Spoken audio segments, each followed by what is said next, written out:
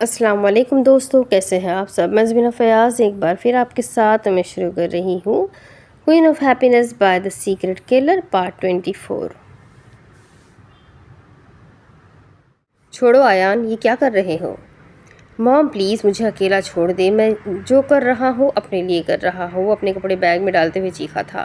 وہ تیار تھا جانے کے لیے، کبھی نہ واپس آنے کے لیے۔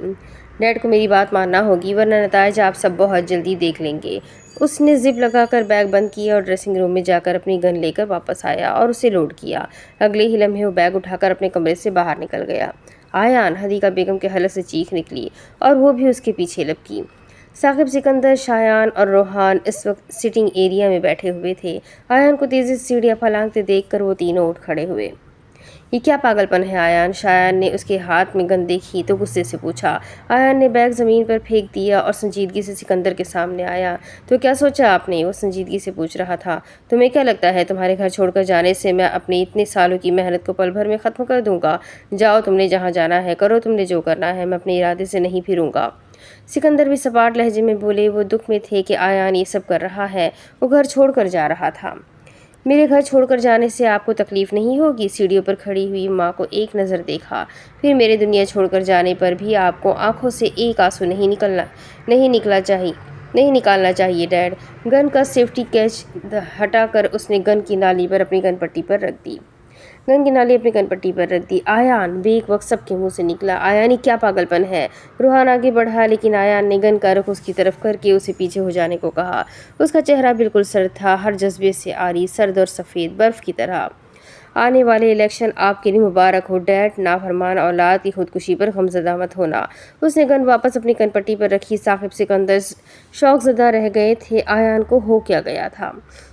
سکندر، روکے اسے، حدیقہ بیگم روتے ہوئے گویا ثاقب سکندر کی منت کرتے ہوئے بولی۔ کیوں کر رہے ہو تم یہ سب؟ کیونکہ میں اس گند کو ہماری زندگی سے باہر نکالنا چاہتا ہوں۔ تم مجھے تکلیف دے رہے ہو ایان۔ آپ اپنی پارٹی سے استعفیٰ دیں گے یا نہیں؟ وہ کمزور نہیں پڑنا چاہتا تھا۔ ٹھیک ہے، جیسا تم چاہو گے ویسا ہی ہوگا، گن ہٹاؤ۔ سکندر کو بیٹے کی زندگی کے آگے ہار ماننی ہی پڑی تھی اور انہیں بہت تکلیف ہوئی تھی۔ وہ اپنی سالوں کی محنت کو اس طرح بالکل بھی نہیں چھوڑنا چاہتے تھے، لیکن ایان، یہ اس نے کیا کر دیا تھا؟ وہ صوفے پر گرتے چلے گئے۔ آپ کل ہی اپنے کاغذاتی نامزدگی واپس لیں گے اور اپنی پارٹی کو استعفیٰ دیں گے۔ اس نے گن ابھی بھی خود پر تانی ہوئی تھی۔ ٹھیک ہے، باقی سب بھی ڈھیلے پڑ گئے تھے کیونکہ ایان کی بات مانی جا چکی تھی۔ اب وہ کچھ نہیں کرنے والا تھا۔ حدیقہ بیگم بھی ہلکے ہلکے قدم اٹھاتی نیچے آ گئی۔ ایان نے دکھ سے انہیں دیکھا۔ کاش میں آپ کو بتا سکتا کہ اس لمحے میں کتنی اذیت میں ہوں مام، سوچ کر اس نے سر جھٹکا اور اسے اس لمحے کمزور نہیں پڑنا تھا۔ مناہل وہاں نہیں تھی، اسے مناہل کے لیے سب کچھ کرنا تھا، وہ سب کچھ کرنے کو تیار تھا۔ چند لمحے اسی طرح گزر گئے، پھر وہ لمبے لمبے ڈگ بھرتا وہاں سے باہر چلا گیا۔ تمہاری بہن میری بیٹیوں کی طرح ہے، میں نہیں چاہوں گا کہ اسے کوئی اغوا کرے یا اپنے کام کی بات بولو۔ وہ سنجیدہ سا بولا۔ تم میرے الفاظ بچانا چاہتے ہو؟ ایان نے حقارت آمیز نگاہ اس پر ڈالی۔ الیکشن قریب آ رہے ہیں اور میرپور سے تمہارے والد صاحب لڑ رہے ہیں اور دھاندلی کے بغیر ان کے جیتنے کی امید بھی نظر آ رہی ہے۔ میں چاہتا ہوں تم انہیں الیکشن لڑنے سے روکو۔ اور اس کی بات مکمل بھی نہیں ہوئی تھی کہ ایان بولا، اور اگر میں ایسا نہ کروں تو تمہاری بہن کی حفاظت کی ذمہ داری میں نہیں لے سکتا۔ تمہارے سوتیلے خالہ زاد میرے بندے ہیں۔ ایان کا چہرہ ایسا ہو گیا گویا سارا خون نچڑ گیا ہو۔ مناہل اس سے بہت اٹیچ تھی، وہ انہیں اپنے بھائیوں کی طرح مانتی تھی۔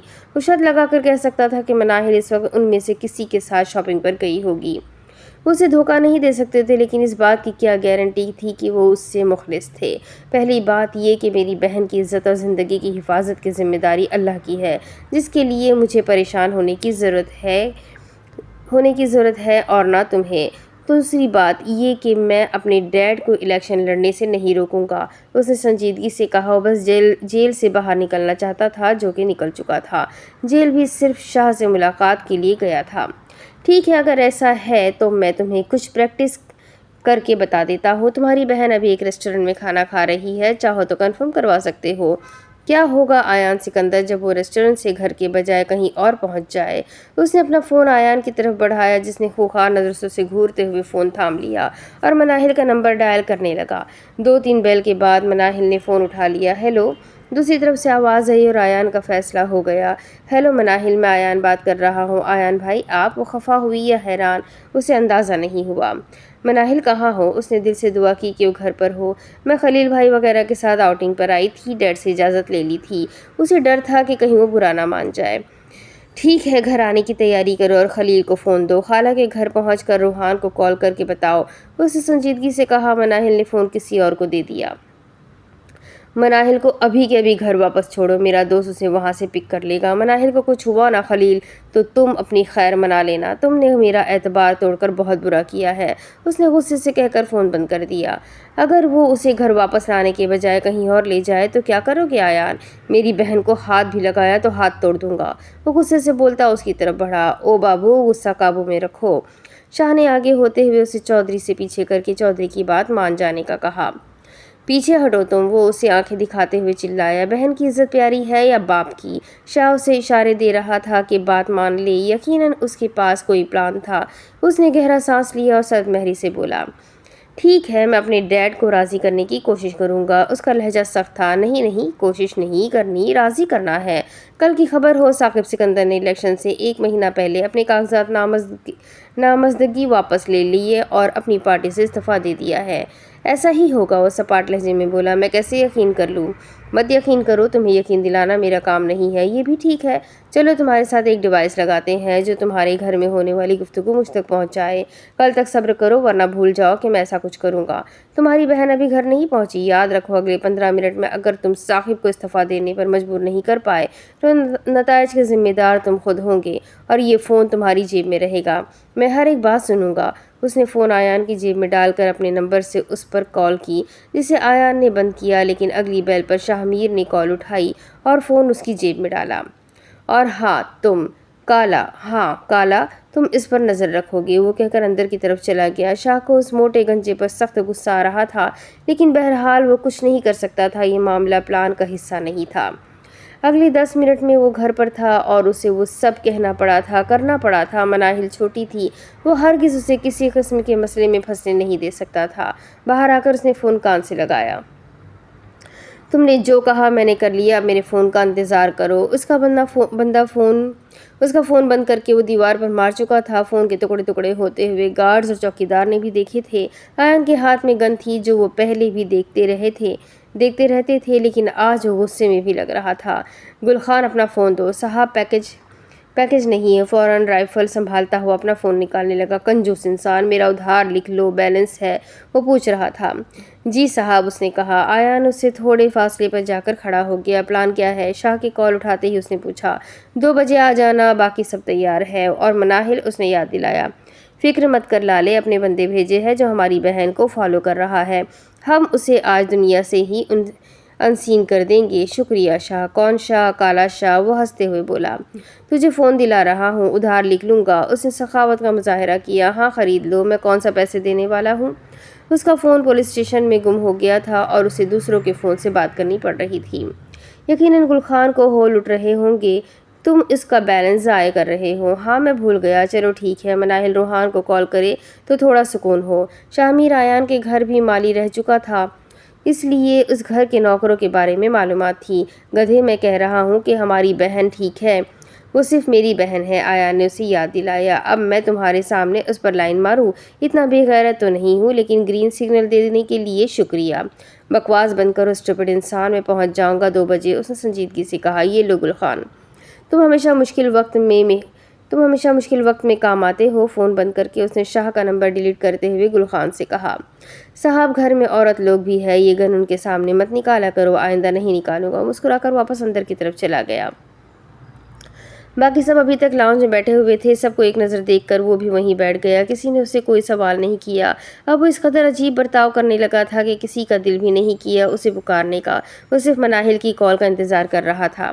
وہ جس صوفے پر بیٹھا ہوا تھا اس کی سیٹ میں ثاقب سکندر بیٹھے ہوئے تھے، وہ ٹیبل کو گھور رہا تھا اور ثاقب سکندر افسوس اور ملامتی نگاہوں سے ان کی نظریں خود پر مرکوز محسوس کرتا कर सकता था और इसी लिए वो मज़ीद संजीदगी से बैठा रहा। रूहान का फ़ोन बजा जो सेंट्रल टेबल पर पड़ा हुआ था। रूहान के उठाने से पहले ही आयान ने फ़ोन उचक लिया। ये मेरा फ़ोन है। आज पहली मरतबा रूहान ने उसे ये बात बावर करवाई थी। आयान ने खाली नज़र से उसे देखा और फ़ोन कान से लगाया। हेलो रूहान भाई, तुम घर पहुँच गई? उसने संजीदगी से पूछा। जी भाई, वो डरते हुए बोली। तबरेज़ भाई 5 मिनट में पहुंच रहे हैं, बगैर कोई नखरा किए तुम वापस आओगी। क्या हुआ भाई, सब खैरियत तो है? मनाहिल ने पूछा। उसे एहसास हुआ कि वो ज़्यादा रिएक्ट कर रहा है। उसने गहरा सांस लिया। हाँ बेटा, खैरियत ही है, बस तुम्हें मिस कर रहा था। उस दिन तुम मुझसे नाराज़ थी और आज मैं वापस जा रहा था, सोचा तुमसे बात कर लूँ। आज से मेरे 2 बंदे हमेशा तुम्हारे साथ रहेंगे, कॉलेज, आउटिंग, हर जगह वो तुम्हारे साथ होंगे। उनको साथ लिए बगैर तुम कहीं नहीं जाओगी। दोस्तों के घर जाओ, ज़रूर जाओ, लेकिन पहले मुझे मैसेज करो। शॉपिंग पर भी ज़रूर जाओ, लेकिन अपने इर्द गिर्द ध्यान रखो। अगर मेरी बातों पर अमल ना किया तो मुमकिन है कि मैं तुम्हें वापस मीरपुर माइग्रेट करवा दूँ। वो संजीदगी से उसे हिदायत दे रहा था। अगर आयान सिकंदर मनाहिल से संजीदगी से बात कर रहा था तो ज़रूर कुछ बात थी। किसी अजनबी के घर नहीं जाओगी, ये मेरा हुक्म है, और शॉपिंग पर भी कोशिश करना कम ही जाओ। भाई आप ऐसे क्यों बात कर रहे हैं? सब खैरियत है? पता नहीं क्यों मैं तुम्हें मिस कर रहा हूँ और मुझे एक बात का डर है कि तुम मेरी छोटी हो और वाकई मासूम हो, इसलिए तुम्हें हिदायत दे रहा हूँ, वरना ऐसी कोई बात नहीं, क्योंकि मुझे पता है तुमने एक कान से सुनकर दूसरे से निकालना है। तैयारी कर लो, तबरेज़ आता होगा। उसने फ़ोन बंद किया और तबरेज़ का नंबर मिलाया, जो हमेशा ऐसी सर्विस के लिए तैयार रहता था। उसे मनाहिल को लाने का काम दिया और फिर फ़ोन वापस सेंट्रल टेबल पर फेंका। मुझे शायद ट्रेनिंग के लिए बैरून मुल्क जाना पड़े, इसीलिए अब घर नहीं आ सकूंगा। और डैड, आपको इस्तीफ़ा देने और कागजात वापस लेने की ज़रूरत नहीं है, वो सब मैंने वैसे ही कह दिया था। वो अपने बैग की तरफ बढ़ा। सब खड़े हो गए। आयान ने एक और धमाका किया था। I love you mom. माँ के करीब रुका और उनका हाथ चुमा। वो माँ थी, उसको कैसे ना समझती, बल्कि सबको इस अफरा तफरी के पीछे का मकसद पता चल गया था। वो फैमिली ऐसी ही थी, बगैर कुछ कहे बातें समझ लेती थी। खैर, आयान को समझना मुश्किल था। अपनी माँ के गले मिलने के बाद वो वापस आकर साकिब सिकंदर के सामने जाकर खड़ा हो गया। शर्मिंदगी से, निदामत से सर झुकाए। वो वाकई पशेमान था, लेकिन जो हो गया सो हो गया। आई एम सॉरी डैड, मैं अच्छा बेटा नहीं बन सका, लेकिन कोशिश बहुत की थी। आपकी भतीजी को तलाक देकर आपको बहुत मायूस किया, उसके लिए भी सॉरी, और आपकी इज्जत और नेक नामी को खाक में मिलाया, उसके लिए भी सॉरी। मुझे हर गलती के लिए माफ़ कर दीजिएगा। वो जा रहा था सबसे दूर, और अब वो अकेला रहना भी सीखना था। I love you dad. वो खुद आगे बढ़कर उनके गले लग गया और साकिब सिकंदर की आंखों में पहली मर्तबा आयान सिकंदर के लिए आंसू निकले थे, और उसके बाद वो घर नहीं रुका था। उस दिन आयान सिकंदर ने खुद से वादा किया था कि वो दोबारा इस घर में नहीं आएगा। वो सब कुछ छोड़ रहा था। उसकी आंखों में कुछ चला गया था, इसलिए उनमें पानी नज़र आ रहा था, और फिर वो अपनी आंखों को रगड़ रहा था। उसे अपनी आंखें मसलनी पड़ी, क्योंकि उनमें दर्द हो रहा था। आंखों से हाथ हटाया तो आंखें सुर्ख हो रही थी। दिल था कि फट कर बाहर आ जाएगा, लेकिन वो निकलता गया, सड़क पर निकल गया, अपने घर से दूर हो गया। और आज आयान सिकंदर सही मानों में बेघर हुआ था। फैमिली उसके लिए बहुत मानी रखती थी, लेकिन उसे इन सब को भूलना था। इकरा ने उसे सरे बाजार नंगा किया था। वो किसी को मुंह दिखाने लायक नहीं रहा था। उसे घटिया, नामर्द, बदकिरदार, बेवकूफ़ और ना जाने क्या क्या कहकर चली गई थी। इतनी जिल्लत के बावजूद आयान सिकंदर जिंदा था, और उसकी सांसें चल रही थी, और वो मुस्कुरा रहा था।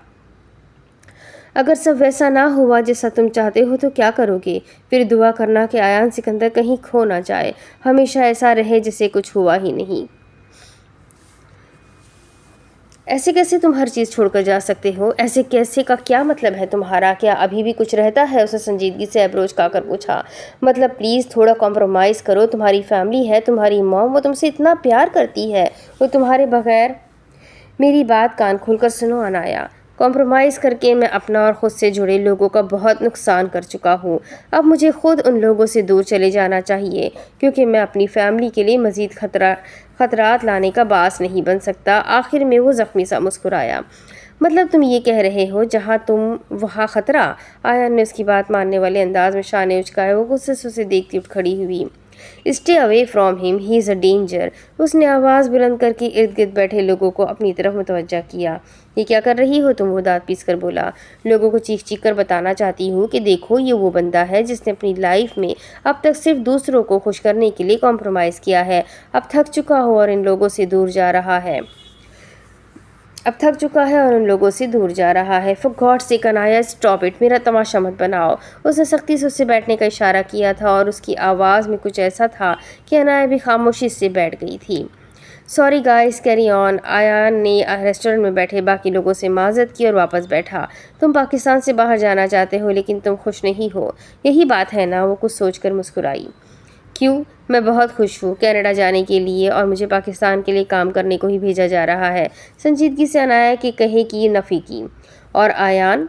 ओह आयान, आर्मी छोड़ने का रिज़ाइनिंग लेटर तो मैं लेकर गई थी बाबा के पास, और उनसे बदतमीज़ी भी यकीनन मैंने की थी। उन्होंने समझाया भी मुझे था और अक़वाम मुत्तहिदा के इदारे ICAO के साथ काम करने की ऑफ़र भी यकीनन मुझे दी थी। हाँ बिल्कुल ऐसा ही हुआ था, मैं कैसे भूल सकती हूँ? वो आंखें टिपटिपा कर निहायत मासूमियत से कह रही थी। आयान उसकी बात पर हंसा। सर तुमसे कोई बात नहीं छुपाते, उसे दाद देना पड़ी थी। तुम्हारे मुतालिक बातें वो मुझसे अक्सर करते रहते हैं। क्या सच में सिस्टर? यकीन दिलाओ कि मैं उनके लिए इस कदर अहमियत रखता हूँ। ये सिस्टर किसको बोला? हाँ सिस्टर होगी तुम्हारी बहन। मेरा नाम अनाया है, अनाया आसिम, याद रखो। वो रौब जमाते हुए बोली। और अपनी अहमियत की तो बात ही ना करो। उस दिन ड्राइवर घर पर नहीं था और मुझे कहीं जाना था। मुझे कहते हैं आयान आ रहा है। भला तुम हमारे ड्राइवर बने हुए अच्छे लगोगे? वो ड्राइवर मुझे लेने आया था, मैडम पायलट। आयान ने बताना लाजमी समझा, जो उसकी सारी अहमियत और कदर पर पानी फेर रही थी और अच्छी भली इज्जत मिट्टी में मिला रही थी। आयान तुम चले जाओगे? उसने बेचारगी से कहा। उफ खुदाया, किस पागल से पाला पड़ गया है, उसने तासुब से कहा। बस हाथ उठाने की कसर रह गई थी। तुम यहाँ होते थे तो हम कभी न कभी मिल लेते थे, और अब दरअसल वो उसके कनाडा जाने पर उदास थी। तुम मुझे मिस करोगी? वो शरारत से पूछ रहा था। तुम मुझे बहुत याद आओगी। वो ना चाहते हुए भी इमोशनल हो गई और आयान सिर्फ मुस्कुरा सका। अनाया प्लीज़ ऐसे तो ना करो, कुछ देर पहले मुझे रुकने पर दरस दे रही थी और अब जाने का कह रही हो तो लगी हो आंसू बहाने। वो खुफगी से बोला। आंसू? अस्तगफिरुल्लाह, तुम्हारे जाने पर जो एक आंसू भी अनाया आसिम की आंख से निकले। वो फ़ौरन आंखें साफ करते हुए सीधी हुई। मैं पाकिस्तान को बहुत याद करूँगा। एक बात याद रखना, वहाँ जाकर किसी गोरी मेम से शादी का सोचना भी मत। मैं तुम्हारे लिए बजाते खुद प्यारी सी लड़की ढूंढूंगी जो नूरे हया का पीकर होगी, हसीन होगी, परियों सी, शहजादियों सी आन बान वाली। उसने गला खंकार कर उसे मुतवज्जा किया। 2 घंटों बाद मेरी फ़्लाइट है मैडम पायलट। वो 2 घंटों में 120 मिनट और 7200 सेकंड होते हैं। कोई मसला नहीं है, तुम एयरपोर्ट आसानी से पहुंच जाओगे। उसने नाक से मक्खी उड़ाते हुए कहा और आया ने नफ़ी में सर हिलाया और खाने का बिल टेबल पर रखते हुए उठ खड़ा हुआ और बाहर की जानिब निकल गया। अनाया ने भी एक उदास सी मुस्कुराहट लबों पर सजाई और उसके पीछे बाहर निकल गई। उसे 1 घंटे में किसी से मिलना था, इसीलिए वो कुछ ना बोली। अगर आयान सिकंदर पर्सनल स्पेस चाहता है तो वो उसे देगी। वो उसका हर कदम पर साथ देगी, क्योंकि वो दोस्त थी और दोस्त किरदार जज नहीं किया करते, वो बस खामोशी से साथ चलते हैं।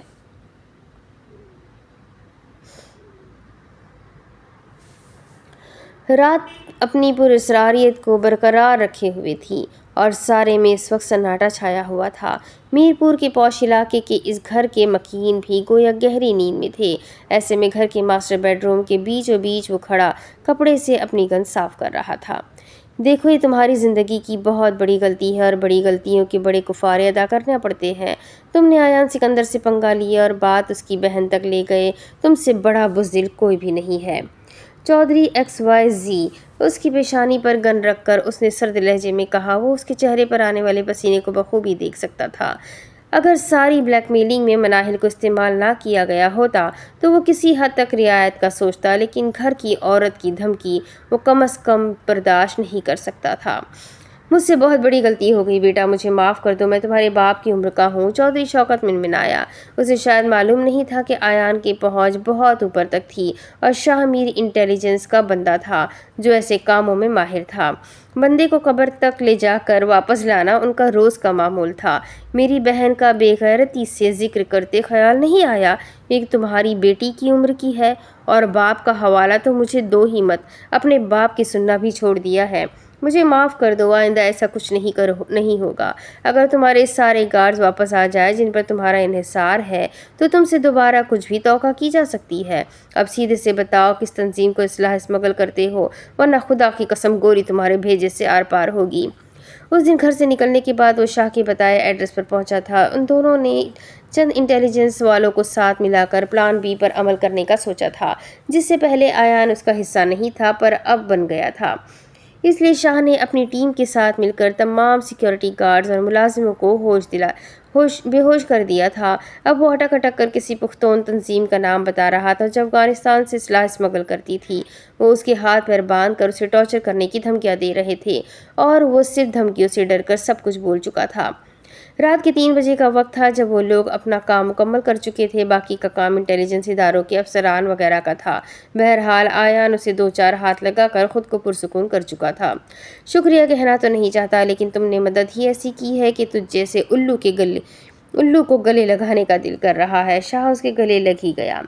मेरा नाम आयान सिकंदर है, वो जज्बात से आरी लहजे में बोला और आगे बढ़ गया। अब कहाँ जा रहे हो? वो जानता था कि आयान घर नहीं जा रहा।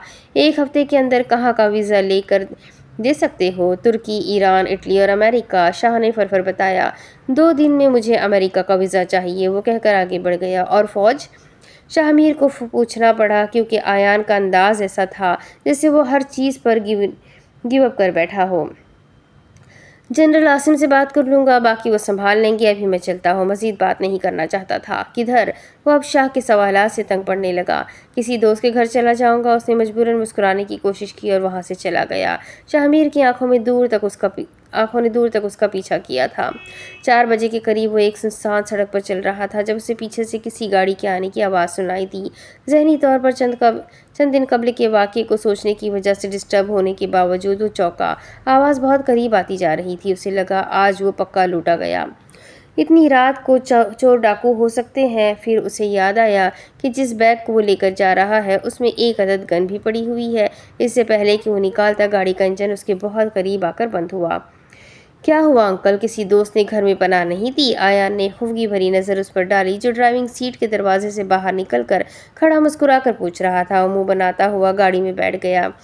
नहीं, एक लफ्ज़ में जवाब दिया। या तुम गए ही नहीं किसी की तरफ? वो भी वापस बैठ गया। मुझे इसका जवाब देने की ज़रूरत है? ओके, मैं समझ गया कि तुम्हें हर तरफ से धक्के मार कर निकाला गया है। आयान ने खामोश नज़र उस पर डाली कि अब खामोश रहे। उदास हो अंकल? शाह ने गाड़ी स्टार्ट करके सड़क पर डालते हुए पूछा। नहीं। वो गाड़ी से बाहर देखने लगा। तो फिर क्या मौत है? ढूंढने की कोशिश कर रहा हूँ। वो हुनूर शीशे से बाहर देख रहा था। सच बता भी दो, क्या हुआ है? उसे बोलने पर उकसा रहा था। ज़्यादा फुप्पू सकीना मत बना करो, अपने काम से काम रखो। बेजारियत से बोला। एक बात बताओ, मैं जो मैंने मुशाहिदा किया है तुम बुरा तो नहीं मनाओगे? आयान ने आंखें छोटी करके उसे देखा जैसे कह रहा हो कि थोड़ी देर चुप कर जाओ। खामोश रहो, मैं तुम्हारी बात का बुरा मना लूँगा। वो आदम बेजार नहीं हुआ था और ना उसे फ़िलहाल शाह से मसला था। वो मुकम्मल खामोशी चाहता था, अंदर बाहर हर जगह सिर्फ पुरसुकून सी खामोशी चाहता था। मुझे इससे फ़र्क नहीं पड़ता, लेकिन पता है क्या तुम्हारे साथ बैठकर बहुत उदास रूहों वाली फीलिंग आती है। मत बैठो मेरे साथ, वो बेनियाजी से बोला। यार, मतलब ऐसा लगता है कि तुम किसी प्रॉब्लम में हो और अगले बंदे को तुम्हारी प्रॉब्लम हल करनी चाहिए। मुझे एक अच्छा सा रिज़ाइनिंग लेटर लिख दो। प्रॉब्लम का लफ्ज़ सुनकर वो सीधा हुआ। ओ भाई, मुझे अनपढ़ को उर्दू तक ठीक से लिखना नहीं आती, तुम चले मुझसे अंग्रेज़ी में रिज़ाइनिंग लेटर लिखवाने?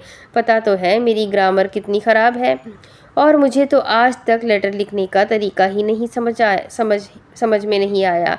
और वो अपने कम तालीम याफ्ता होने का रोना पीटने लगा और आयान को कोफ्त हुई और बुरी तरह हुई। वो DSS में एमफिल कर चुका था और बकवास कर रहा था कि एक इस्तीफ़ानामा नहीं लिख सकता। आयान ने दोबारा उसे मुखातिब नहीं किया, और अगर अब शाहमीर ऐसा करता तो यकीनन आयान उसे कार से निकल जाने को कहता। वो रात आयान ने शाहमीर के साथ सफ़र में गुजारी थी। अगली सुबह वो मेजर आसिम के सामने अपना रिज़ाइनिंग लेटर लिए खड़ा था। पहले तो वो शौक हुए और फिर उसे समझाया। चूँकि वो मेजर आसिम के बहुत करीब था, इसलिए वो नहीं चाहते थे कि वो यहाँ से जाए। लेकिन आयान की बदतमीज़ी करने पर वो समझ गए कि आयान वाकई सब छोड़ना चाहता है, ताकि वो उसे रोकने के लिए कोई हिकमत अमली ना बनाए। शायद उसका डिफेंस मैकानिज़्म यही था, सब कुछ छोड़कर अलग हो जाना, अपने कंफर्ट जोन में चले जाना। काफ़ी बहस के बाद वो उनकी बात मानने पर मजबूर हो गया था और उनके ऑर्डर पर कनाडा जाने पर भी तैयार हुआ था। ऐसे UNA के इदारे, international civil aviation organisation, ICAO کے ساتھ کام کرنے کا کہا گیا ہے۔ یہ آپشن اور ریفرنس اس کے لیے بعد میں بہت فائدہ مند رہا۔ اگلے 2 دن وہ ایک ہوٹل میں رکا، پھر شاہ میر کی توسط سے ہی اس کا کینیڈا کا ویزا لگا۔ وہ اسلام آباد میں ہی تھا، اس لیے صرف روحان سے ملا اور اسے سب کچھ بتا کر وہ پاکستان چلا گیا۔ وہ 2 دن میں بہت بدل گیا تھا۔ شاید اس نے زندگی سے پھر ایک نیا سبق سیکھ لیا تھا کہ وہ کسی کی عادت نہیں بننا چاہتا تھا، اور نہ ہی مجبوری اور نہ ہی خود کسی کو اپنی عادت اور مجبوری بنانا چاہتا تھا۔ 23 سال کی عمر میں وہ پاکستان چھوڑ کر چلا گیا تھا۔ وہ خود سے کیا وعدہ اس نے ہر حال میں نبھایا تھا۔ کینیڈا سے وہ امریکہ گیا تھا اور پھر جنوبی کوریا کی کمپنی کے ساتھ ہونے والے معاہدے کے تحت وہ وہاں چلا گیا تھا۔ وہاں اس نے اپنی زندگی کو نئے طریقے سے جینا سیکھا تھا۔ کوریا نے اسے بدل دیا تھا۔ وہ زندگی کے تلخ دنوں سے گزر کر آگے بڑھنے کا ہنر سیکھ چکا تھا۔ واپس پاکستان جانا اس کے لیے ضروری ہوا تھا کیونکہ وہ ماں کو تڑپتا ہوا نہیں دیکھ سکتا تھا۔ ساتھ ہی شایان کی شادی بھی آ رہی تھی اور وہ اسے آنے کا کہہ چکا تھا کہ وہ ضرور آئے۔ وہ انکار کر دیتا، لیکن روحان کا رویہ اور پھر علیزے سے امریکہ میں ملاقات، اسے سب کچھ ٹھیک کرنے کے لیے پاکستان جانا پڑا تھا۔ وہ خود اپنی زندگی کو ٹھیک نہیں کر سکتا تھا، لیکن دوسروں کی زندگیوں میں آسانی لانا چاہتا تھا۔ 2 سال بعد وہ پاکستان آیا تو اپنے ساتھ خوشیاں لے کر آیا۔ اسے واقعی واپس آ کر اچھا لگا تھا کہ وہ اپنے گھر آیا ہے۔ 2 سال پہلے والا غصہ، وعدہ، سب کچھ بھول چکا تھا۔ یاد تھا تو صرف یہ کہ اس کے واپس آنے سے اس کی فیملی خوش ہے اور سب نے اسے معاف کر دیا ہے یا سب کچھ جان لیا ہے۔ سب اس سے پیار سے ملے تھے، حالانکہ ثاقب سکندر بھی، مطلب سب کچھ ٹھیک ہو چکا تھا۔ شایان کی شادی پر اقرا سے بھی ملاقات ہوئی تھی۔ ایان کو بہت کچھ یاد آیا تھا۔ ہمارے درمیان ہوا معاہدہ اختتام کو پہنچا۔ اب اپنا پیسہ مہنگا وکیل ہائر کرنے میں اور وقت مجھے کورٹ کچہریوں کے نوٹس دینے میں ضائع مت کرنا۔ اپنی باقی کی زندگی سکون سے گزارو۔ خدا حافظ۔ کینیڈا جانے سے پہلے اس نے آخری گھنٹے کی ملاقات اقرا سے کی تھی اور اسے سب نہایت نرمی سے سمجھا دیا تھا۔ وہ اپنی زندگی میں موو آن کر چکی تھی، لیکن وہ 2 سال میں ایک نئی شخصیت بن گیا تھا۔ وہ حادثاتی طور پر سوات میں نور الفجر سے ملا اور اس کے ساتھ بات کر کے نہ جانے کیوں وہ اس کے بارے میں سوچنے لگا۔ اسے صحیح معنوں میں حیرت اور خوشی تب ہوئی جب نور الفجر کو انچن ایئرپورٹ پر دیکھا تھا۔ وہ کب دوست بنے، پھر کب محبت ہوئی اور کب نفرت کی دیوار کھڑی ہوئی، وقت گزرتے پتہ نہیں لگا۔ باب 12 ٹو اسٹرینجرز۔ اپنے اپنے رستے سے منزلوں کو پائیں گے، منزلوں کی دوری کو حادثہ بنائیں گے، حادثے پہ ہنس لیں گے، پھر بھی مسکرائیں گے، ہم بھی مسکرائیں گے۔ تو دکھی نہ ہو ہمدم، وقت بیت جائے گا، رنگ لوٹ آئیں گے۔ جب بھی گزرے وقتوں کے آہنی فیصلوں میں حبس پھیل جائے گا، ہم پرانے وقتوں کی آہنی فصیلوں میں کھڑکیاں بنائیں گے، کھڑکیوں سے جھانکیں گے، اپنے گزرے وقتوں کی بے بسی کو دیکھیں گے اور پرانے پیڑوں کو اپنے دکھ سنائیں گے۔ ہم پرانے رستوں سے حوصلے اٹھائیں گے، حوصلوں کی چھایا میں کوئی گیت گائیں گے، سر میں گنگنائیں گے، جیسے سارے ہنستے ہیں ہم بھی مسکرائیں گے۔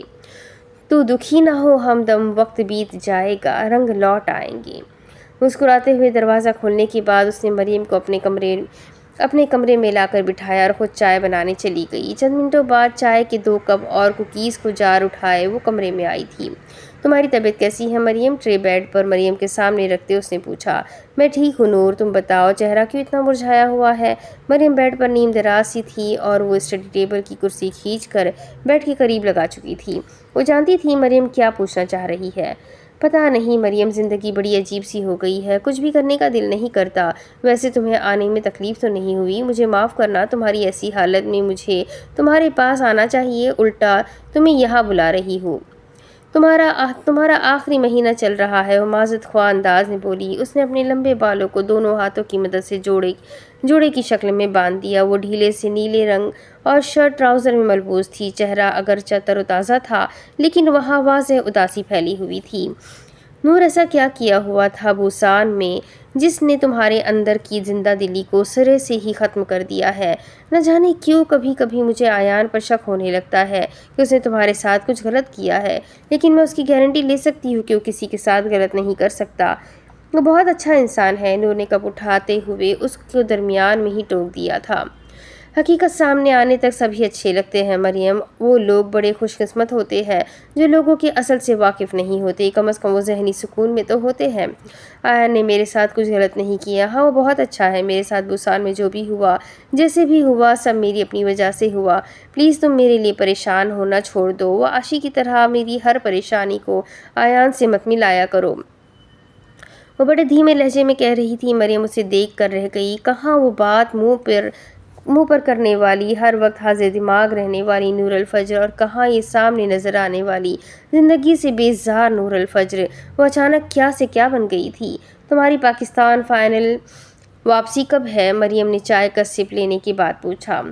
شاید جولائی اگست تک چلی جاؤں، اور ہاں میری شادی جس سے بھی ہوئی تم ضرور آنا۔ وہ مسکرائی۔ کیا شہریار سے ہی شادی کرو گی؟ ہاں، بابا نے کب سے اس کی فیملی کو ہاں کہی ہوئی ہے۔ وہ جیسے کسی دور پار کے رشتہ دار کا رشتہ پکا ہونے پر تبصرہ کر رہی تھی، بظاہر شکی مزاج رکھنے اور عورت کو کمتر سمجھنے کہ اس میں کوئی برائی نہیں ہے، چونکہ میں خود کو جانتی ہوں کہ شہریار کو سیدھا کیسے کرنا ہے، تو مجھے اس سلسلے میں کوئی ٹینشن نہیں ہے کہ وہ شادی کے بعد مجھ سے اچھا سلوک نہیں رکھنے والا۔ پتہ ہے مریم، بوسان جانے سے پہلے بڑے زور سے میں اس کی سچائی جاننے کا مشن مکمل کرنا چاہتی تھی، لیکن اب وہ جیسا ہے ٹھیک ہی ہے، مجھے اس کے بارے میں کچھ نہیں جاننا۔ اور آیان؟ مریم کے منہ سے پھسلا۔ نور نے گویا آئندہ ذکر نہ کرنے والے انداز میں مریم کو دیکھا۔ اس کا میری زندگی سے کیا لینا دینا؟ وہی لاپرواہ سا انداز۔ تم مجھ سے محبت کرتی ہو، کرتی تھی محبت، اب سوچتی ہوں خود پر غصہ آنے لگتا ہے، اتنی ڈفر تھی میں بھی، سبحان اللہ۔ وہ زخمی سا مسکرائی۔ وہ اسے اپنا اکتوبر کا پلان بتانے لگی کہ کہاں کہاں جانا ہے اور کیوں جانا ہے۔ دراصل ہکاری اور سیلینا واپس اپنے ملک جا رہی تھی، اس لیے وہ جنوبی کوریا کی خاص جگہوں پر گھوم رہی تھی۔ عاشی اور ہاجنگ بھی ان کے ساتھ ہوتی تھی، اور ہر مرتبہ باہر جانے کی آفر وہ نور الفجر کو بھی کرتی تھی۔ وہ اس کے انکار پر اپنا سا منہ لے کر رہ جاتی تھی۔ ایسا نہیں تھا کہ وہ ان کے ساتھ جانا نہیں چاہتی تھی، بلکہ وہ باہر جانا ہی نہیں چاہتی تھی۔ بہرحال آج کافی عرصے بعد وہ یہ بات محسوس کر چکی تھی کہ جو ہو گیا ہے وہ بدلا نہیں جا سکتا۔ کم از کم اسے اپنی ڈوم میٹس کو گڈ بائے تو اچھے طریقے سے بولنا چاہیے۔ اس نے سوچ لیا جب تک سیلینا اور ہکاری یہاں ہے وہ ان کے ساتھ خوب انجوائے کرے گی، اسی لیے 2 دن پہلے ہی وہ جیجو آئی لینڈ پر جانے کا منصوبہ بنا چکی تھی، اور نومبر کے آخر تک ان کا جیجو آئی لینڈ جانے کا ارادہ تھا۔ باقی سب تو بس یا کہ ٹی ایکس کے ذریعے سفر کرنا چاہتی تھی، لیکن نور الفجر نے جہاز کے سفر کو ترجیح دی۔ اس سے وقت اور پیسے دونوں کی بچت تھی، اور اپنی ٹف روٹین کی وجہ سے وہ اب زیادہ باہر نہیں جا سکتی تھی، کیونکہ اس کی ریسرچ اور پریکٹس کا آخری سال تھا، اور وہ پہلے ہی ذہنی طور پر کہیں پیچھے رہ چکی تھی اور اب مزید وقت برباد نہیں کرنا چاہتی تھی۔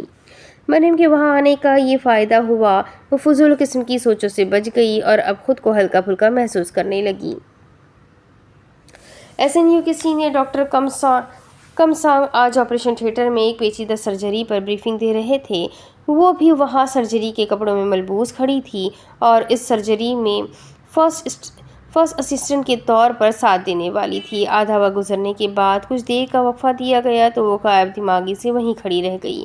نہ جانے دماغ میں کہاں سے اس کا بے فکر کہا گونجا، میں نے تو پہلے ہی کہا تھا، ان کورین لوگوں سے صاف ستھرا اور پرامن اس دنیا میں کوئی نہیں ہے۔ دیکھیے، آپ کو جمعہ کی نماز کے لیے اتوان سیول کا ایک علاقے میں اتنی پیاری مسجد میں نماز پڑھنے کی جگہ ملی، میں تو کہتی ہوں یہاں ایک پیارا سا گھر بنا لیتے ہیں۔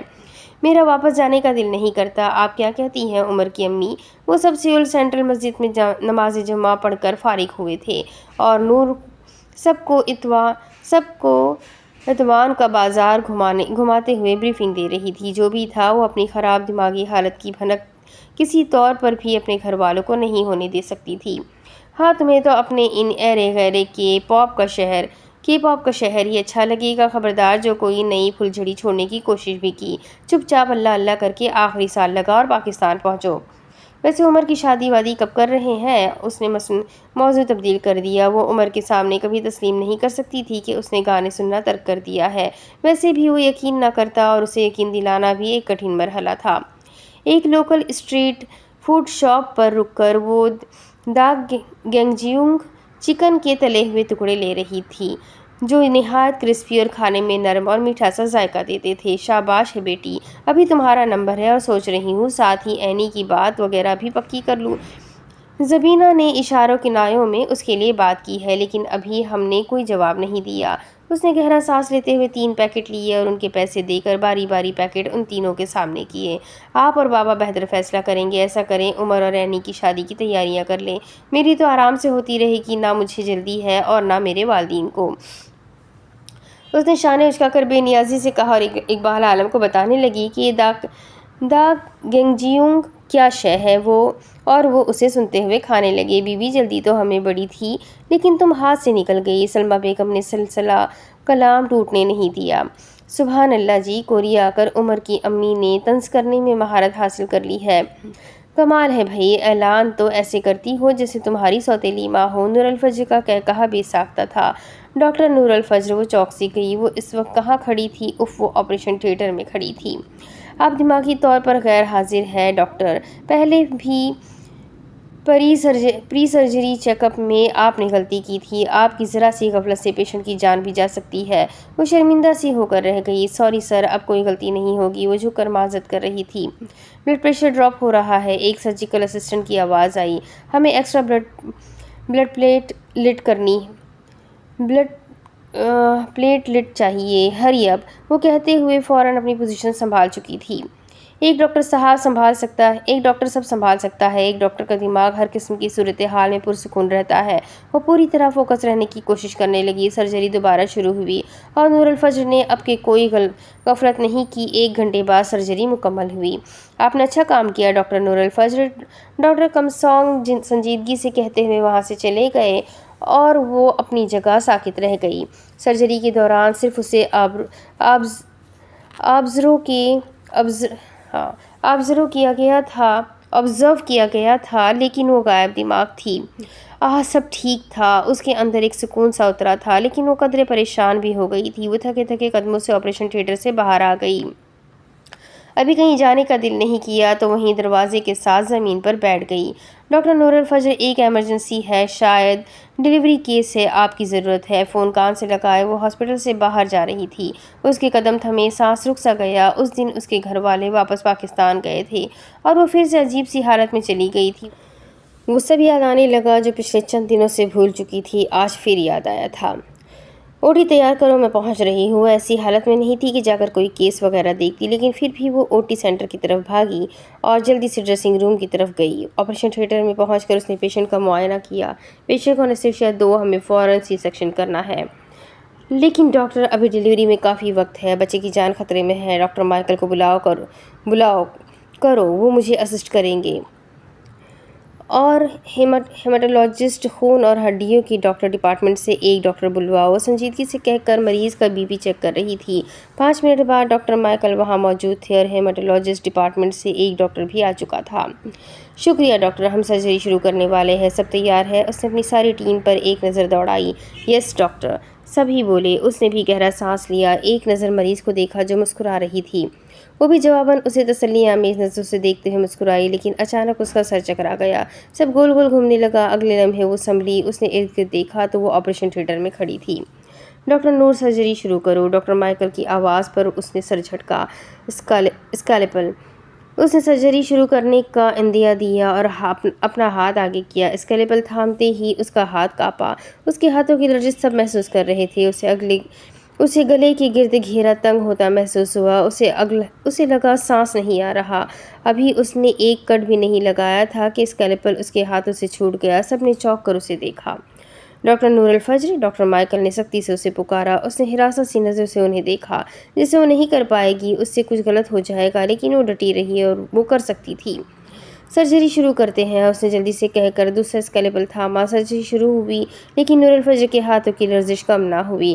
اس کا دل بھی زور سے دھڑکنے لگا۔ اسے سمجھ نہیں آ رہا تھا کہ کتنے کٹ کس جگہ لگانے ہیں۔ ایک غلط کٹ لگا اور خون کی ایک دھار اس کے چہرے اور ماسک پر پڑی۔ اس نے بے اختیار خون روکنے کے لیے اپنے ہاتھ اوپر رکھا۔ وہ زندگی میں پہلی مرتبہ آپریشن تھیٹر میں بوکھلا کر کنفیوز ہو گئی تھی۔ اس کا دماغ معاف ہو گیا تھا، کچھ سمجھ نہیں آ رہا تھا۔ گلاسز کی وجہ سے آنکھیں بچ گئی، لیکن سارا چہرہ گویا خون سے رنگ گیا۔ اسے اس مریض کا خون بھی اپنے ہاتھوں ہوتا نظر آ رہا تھا، وہ دو لوگوں کی قاتل بن جاتی۔ مریض کا بلڈ پریشر تیزی سے بڑھ رہا ہے۔ اینستھیشیالوجسٹ کی آواز آئی، یہ کیس مجھے ریفر کرو نور الفجر۔ ڈاکٹر مائیکل کی سنجیدہ آواز آئی اور وہ بغیر کچھ کہے پیچھے ہٹ گئی۔ وہ واقعی یہ نہیں کر سکتی تھی، اس کے ہاتھ قاتل کے ہاتھ تھے، وہ اس عورت اور بچے کو بھی مار دے گی، وہ یہ آپریشن کرنے کے قابل نہیں ہے۔ اسکیلپل اس کے ہاتھوں سے گر گیا اور پیچھے ہوتی گئی، یہاں تک کہ دروازے سے لگ گئی۔ فی الحال کسی کے پاس نور الفجر کی حالت سمجھنے کا وقت نہیں تھا، انہیں مریض کو بچانا تھا۔ وہ اس کمرے سے باہر نکل گئی، وہ اس آپریشن تھیٹر سے بھی دور ہو گئی۔ رات کے اس وقت ہسپتال تقریباً خالی اور خاموش تھا۔ وہ قدرے خاموش سے گوشے میں چلی گئی۔ اس نے اپنا ماسک اور گلاسز تک نہیں اتارے تھے۔ وہ تھک کر گر گئی اور اپنے خون سے رنگے گلوز کو دیکھنے لگی۔ اللہ میں کہاں جاؤں؟ جذبات کی انتہا تھی کہ نور الفجر پھوٹ پھوٹ کر روتی تھی۔ وہ زندگی میں کئی مرتبہ روئی تھی، لیکن یہ رونا الگ تھا۔ یہ تکلیف وہ رونا تھا، ایک پچھتاوے والا رونا تھا، شدید ندامت والا رونا تھا، یہ اپنی جان بچانے والا رونا تھا، اور اس طرح رونے کے بارے میں کبھی نور الفجر نے سوچا تک نہیں تھا۔ ہیلو کشمیر کا شاہین، آج کل کن چکروں میں ہے؟ آواز پر وہ چوکی، حال میں آئی، ارد گرد دیکھا تو وہ آپریشن تھیٹر کے باہر بیٹھی ہوئی تھی۔ ہیلو، تم یہاں؟ لالی پاپ۔ اس نے سنبھل کر گردن اٹھا کر اسے دیکھا۔ وہ پاک چومن تھا جو کبھی کبھار ہاسپٹل میں اس سے ٹکرا جاتا تھا، اور نور الفجر نے اس کی فیس بھی دی تھی۔ وہ ایک محنتی لڑکا تھا۔ او ٹی آپریشن تھیٹر میں جب آپ کی بے عزتی ہو رہی تھی میں وہیں تھا۔ اس نے فلیور ملک کا کین نور الفجر کی جانب بڑھایا اور اس کے ساتھ ہی بیٹھ گیا۔ اس نے بھی خاموشی سے کین تھام لیا۔ فی الحال نور الفجر میں وہاں سے اٹھ کر جانے کی ہمت نہیں تھی۔ اوہ اچھا، میں نے تمہیں پہچانا نہیں تھا۔ آپریشن تھیٹر میں تمام ڈاکٹرز نرسز سرجیکل ماسک میں ہوتے ہیں، اسی لیے وہ اسے پہچان نہ سکی۔ ظاہر ہے آج کل حقیقی دنیا میں کم ہی نظر آتی ہیں آپ۔ ڈاکٹر کوئک وہ کوئی جواب نہ دے سکی۔ ہاں شاید وہ ڈاکٹر کوئک ہی تھی۔ کوئی مسئلہ ہے تمہیں؟ مجھے بتاؤ، میں جادو سے فوراً ٹھیک کر دوں گا، اس نے بڑے دوستانہ انداز میں آفر کی۔ لیکن نور الفجر کا مسئلہ ہی یہ تھا کہ وہ مسئلہ کسی کو بتا نہیں سکتی تھی۔ وہ کچھ دیر خاموشی سے اسے دیکھتی رہی، پھر پوچھا، ایک بات پوچھوں مسٹر لالی پاپ، اگر ایک ڈاکٹر قتل کر دے تو کیا اس کی معافی ہو سکتی ہے؟ ڈاکٹرز جان بچانے والے ہوتے ہیں، قتل کرنے والے نہیں۔ کبھی کبھار ایسا ہو جاتا ہے جب ڈاکٹر کے ہاتھوں کوئی ایسا مریض مر جائے جو پہلے ہی مرنے والا تھا، تو وہ تھوڑا عرصہ شوق میں رہتا ہے، پھر سنبھل جاتا ہے، اور جو نہیں سنبھلتا تو اس سے ظاہر ہوتا ہے وہ انسان ڈاکٹر تو ہے لیکن بہت قابل ڈاکٹر نہیں، وہ اعصابی طور پر کمزور ہے۔ وہ سنجیدگی سے کہہ رہا تھا، تمہیں بڑا پتہ ہے قابل ڈاکٹر کیا ہوتا ہے؟ ہو سکتا ہے کسی اچھے قابل ڈاکٹر سے قتل کروایا گیا ہو اور وہ شوق میں ہو، اس نے منہ بنا کر کہا۔ لیکن پاک چومن چونکا اور اس کی جانب دیکھا۔ کیا کشمیر کے شاہین سے کسی نے قتل کروایا ہے؟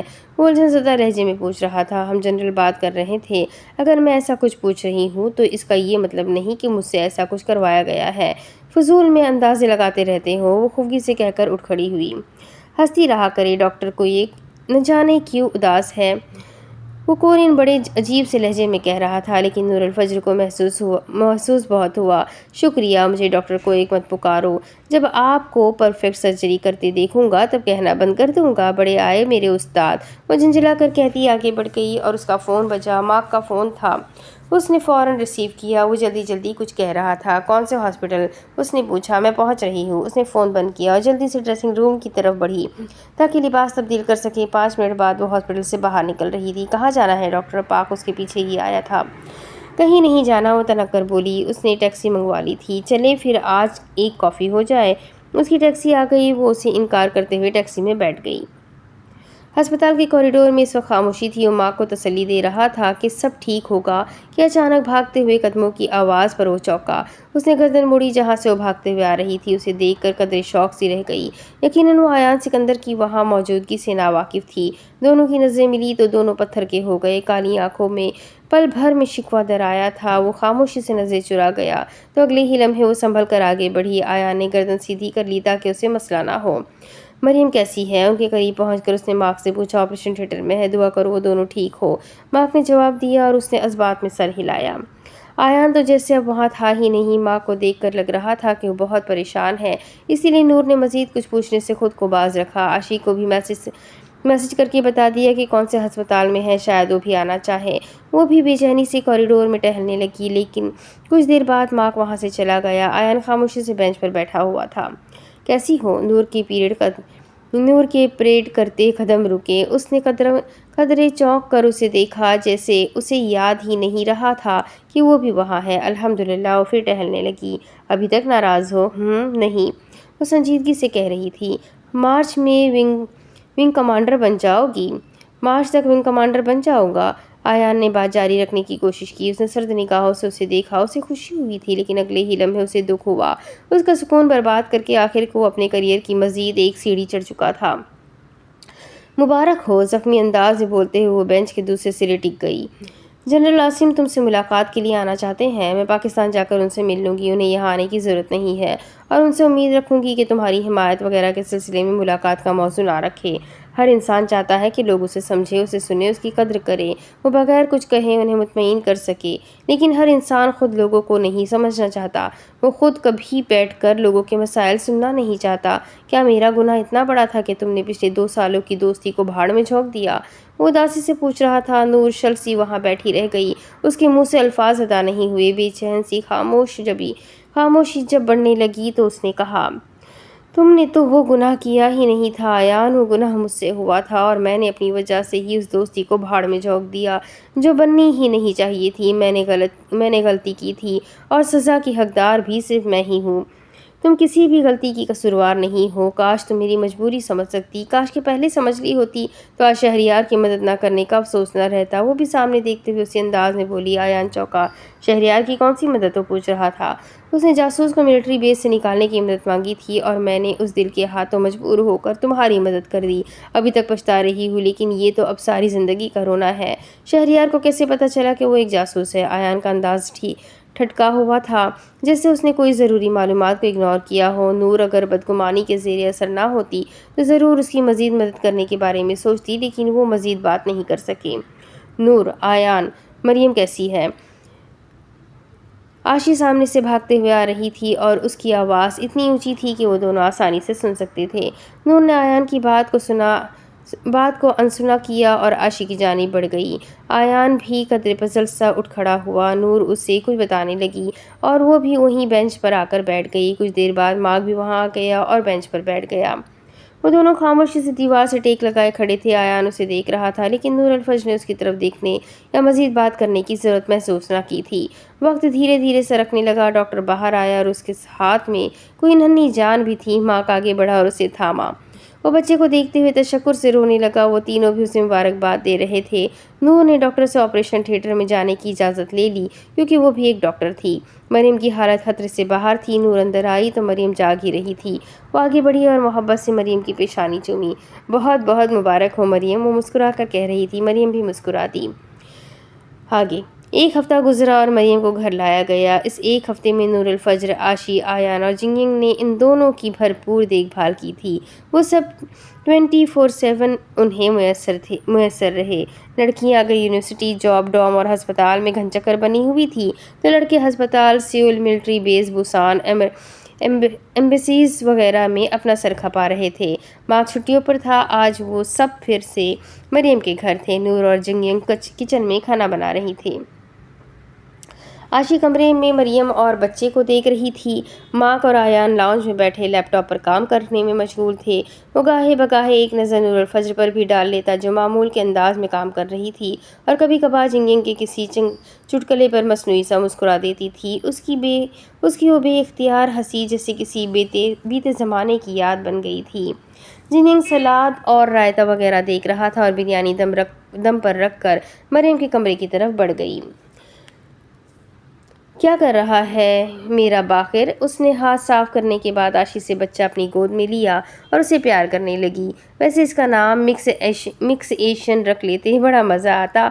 नूर हंसते हुए कह रही थी। अच्छा लड़कियों, मैं और आयान मरियम के पेरेंट्स को एयरपोर्ट से रिसीव करने जा रहे हैं। तुम सब खाना खा लेना, हमें तो टाइम लग जाएगा। जिंगिंग दरवाज़ा नॉक करके अंदर आते हुए बोला। यकीनन उसका भी काम ख़त्म हो गया था। ऐसा है तो हम दोनों को तुम लोग डॉम तक छोड़ दो, यहाँ तो रश ही लग जाएगा। आशी ने नूर के इशारे पर फ़ौरन कहा, क्योंकि आज गेस्ट रूम ان دونوں نے مریم کے والدین کے لیے سیٹ کروایا تھا۔ تم لوگوں نے رکنا نہیں تھا؟ وہ پوچھ رہا تھا۔ نہیں، دراصل ہمیں کچھ کام ہے، ابھی ہم چلتے ہیں، کل جب بھی ٹائم ملا ضرور چکر لگائیں گے۔ نور نے بھی باقر کو آرام سے بیڈ پر لٹایا اور اٹھ کھڑی ہوئی۔ کم از کم آج یہاں رکنے کا سوال ہی پیدا نہیں ہوتا تھا۔ وہ مریم کے گلے ملی اور عاشق کے ہمراہ باہر نکل گئی۔ وہ دونوں بھی تیار تھے۔ ماں کھانا کھائے بغیر جانے پر ناراض ہو رہا تھا، لیکن وہ لوگ پھر بھی آ گئی۔ کچھ دیر رک جاتی تم دونوں، جنگنگ نے افسوس سے کہا۔ تم واپسی پر بھی بریانی کھا سکتے ہو، ماں برا نہیں منائے گا، نور نے ہنستے ہوئے کہا، کیونکہ جنگنگ واقعی بریانی کھانا چاہ رہا تھا۔ اپارٹمنٹ بلڈنگ سے نکل کر وہ لوگ جنگنگ کی کار میں بیٹھے۔